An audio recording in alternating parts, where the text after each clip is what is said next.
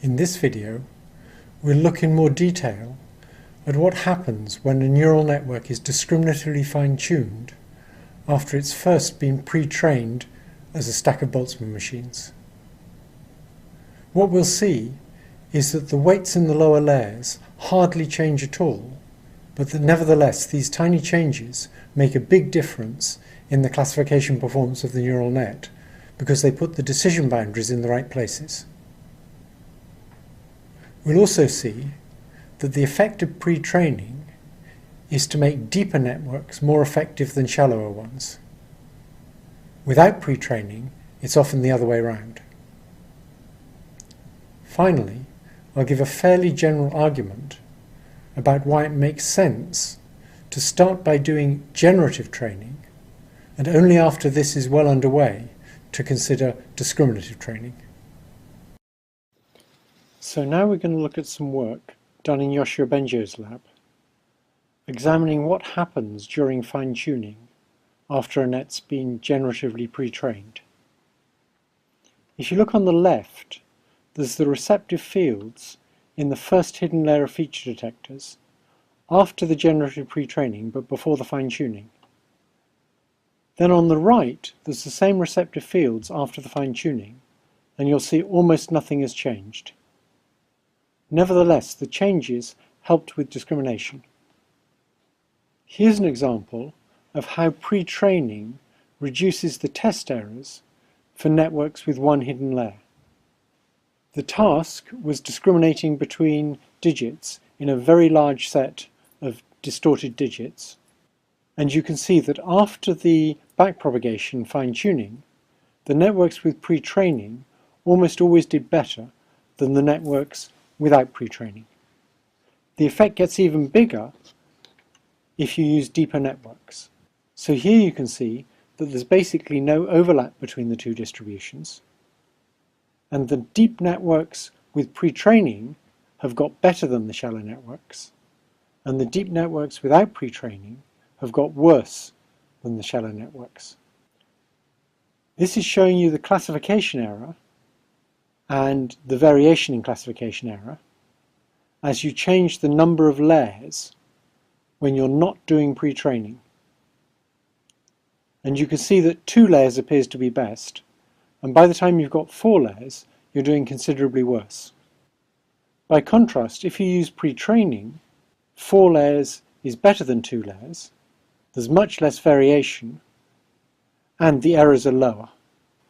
This is a visualization made with t-SNE of what happens to the weights during training for both pre-trained and non-pre-trained networks. And they're all plotted in the same space, but you can see they form 2 distinct classes of networks. The ones at the top are networks without pre-training, and the ones at the bottom are networks with pre-training. Each point shows a model in function space. It's no use comparing weight vectors, because 2 nets might differ by having 2 of the hidden units swapped round, so they'd behave exactly the same way, but the weights would look very different. In order to compare networks, you have to compare the functions that they're implementing. And a way to do that is to have a suite of test cases and look at the outputs the networks produce on those test cases, and then concatenate those outputs into one great long vector. So if 2 networks produce very similar outputs on all the test cases, that concatenated vector will be very similar for the 2 networks. Now you take those concatenated output vectors and you plot those in 2D using t-SNE. The colors show the stages of training. So if you look at the networks at the top, there's an initial blob in dark blue, and then you can see those all move in roughly the same direction. In other words, the networks after one epoch of learning are all more similar to one another than they are to the initial networks. That's even more pronounced with the pre-trained networks at the bottom. So the color tells you which epoch you're in. The trajectories at the top without pre-training show that different networks end up in different places in function space, and they're quite widely spread. The trajectories at the bottom show that with pre-training you end up in a quite different region of function space, and the networks tend to be more similar to one another.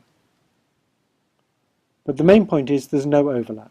The kinds of solutions you find, if you pre-train the networks generatively, are just qualitatively different from the kinds of solutions you find if you start with small random weights. The last thing I want to say in this video is to explain why pre-training makes sense. So let's imagine that the way we generated pairs of an image and a label was by taking the stuff in the real world, using that to generate an image, for example by taking a photograph of something, and then, having generated the image, we attached a label to it that didn't depend on the stuff in the world. So contingent on the image itself, the stuff in the world is irrelevant. The label just depends on the pixels in the image. That would be the case, for example, if the label told us whether the top left pixel was similar to the bottom right pixel. Now, if we generated images that way, then it would make sense to try and learn a mapping from images to labels, because the labels depend directly on the images. But actually, it's more plausible that the way we generate image-label pairs are by there being stuff in the world that gives rise to an image, and the reason the image has the name it has is because of the stuff in the world, not because of the pixels in the image. So you see a cow, you take a photograph, and you call that a photograph of a cow because you were looking at a cow when you took it. Now the point is there's a high bandwidth from the stuff in the world to the image, and there's a low bandwidth from the stuff in the world to the label. For example, if I just say cow, you don't know whether the cow was upside down, whether it was brown or black and white, whether it was alive or dead, how big it was, what else was in the image, whether it was facing you or facing away from you. All of those things aren't conveyed by the label. If you see an image with thousands and thousands of pixels, you typically know all of those things. You get much, much more information about the causes of an image by looking at the image than you do by looking at the label of the image. So in that situation, where there's a high bandwidth pathway from the world to the image, and a low bandwidth pathway from the world to the label, because the label typically contains very few bits, it makes much more sense to try and recover the label by first inverting the high bandwidth pathway to get back to the stuff in the world that caused the image, and then, having recovered the stuff in the world that caused the image, to decide what label it would be given.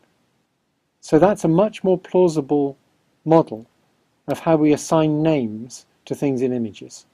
And that justifies having a pre-training phase where you try and go from the image to its underlying causes, followed by a discriminative phase where you try and go from those underlying causes to the label, and perhaps you slightly fine-tune the mapping from the image to the underlying causes.